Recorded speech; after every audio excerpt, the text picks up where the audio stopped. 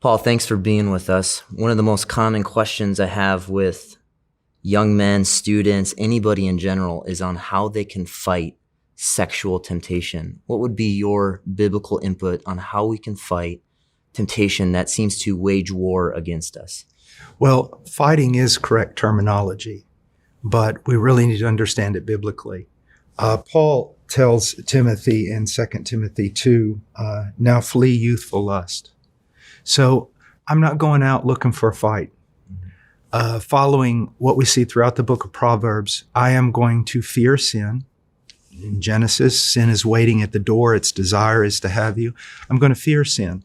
So the first thing I'm going to do is avoid those things that are most likely to trip me up, whether it be media or proximity to another person that may offer temptation. So you want to say, first of all, I don't trust myself.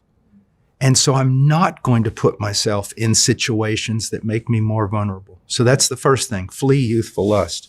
The other thing is something that it amazes me that people don't talk about this.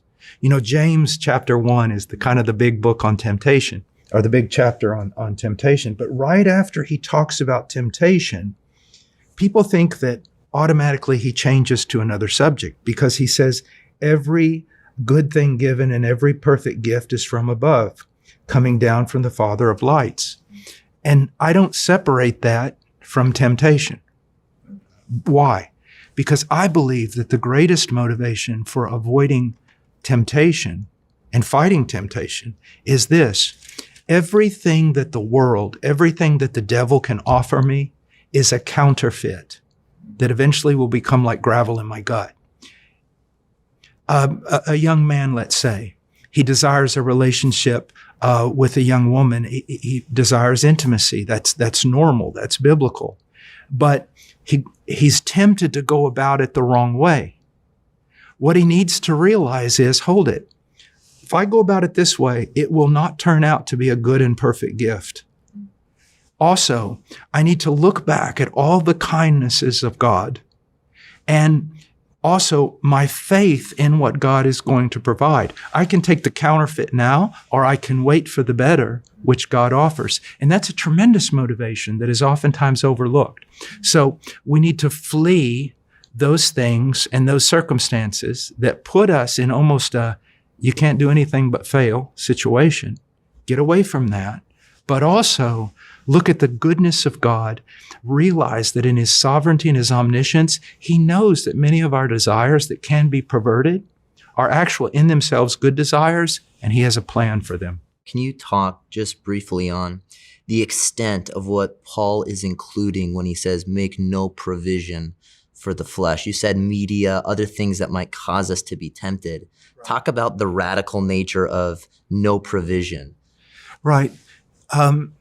First of all, we need to be careful about that. Why? Because some people say, okay, I'll make no provision for the flesh. And that's true. But none of this works unless as a life discipline. First of all, we must be regenerate. We must be Christians. You know, you can fight sin. I know lost people who fight sin and they're not very successful.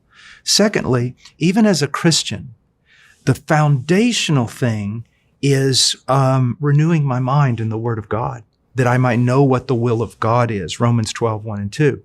So in that's the foundation. Now, this thing of making no provision of the flesh for the flesh is not just media, computers, being with someone that I'm attracted to in a certain circumstance that make both of us vulnerable, but it's also, and I find this to be one of the most important things, it's that bad company corrupts good morals.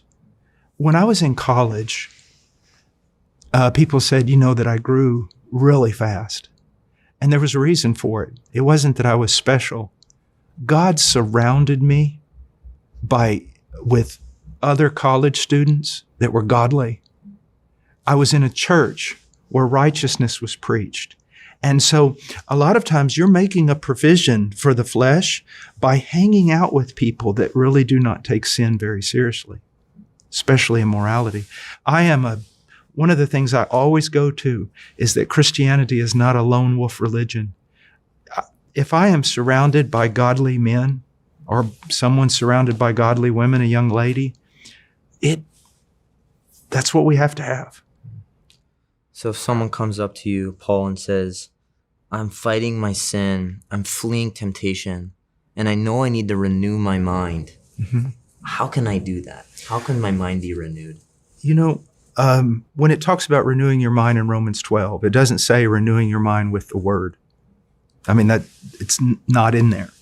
But we do know from other passages, Psalms, and throughout the Bible, that the greatest way in which we renew our mind is with truth, and the only infallible truth is the Bible. But it's also talking about renewing our mind in fellowship, conversation, Colossians 3:16, 17, renewing our mind with the music that we listen to. The Reformation was advanced through the hymns they were singing. And so that's the way we do it. That's the way we do it. So helpful. Thank you so much. But let me also say this. So how do I study the Bible? And yes, there are a lot of ways, but I find that very few people have ever read Matthew to Revelation. I find that there are even fewer people who've read Genesis to Revelation. Just read the Bible through over and over and over. And it'll renew us. Yes. Oh, Paul, thank you so much.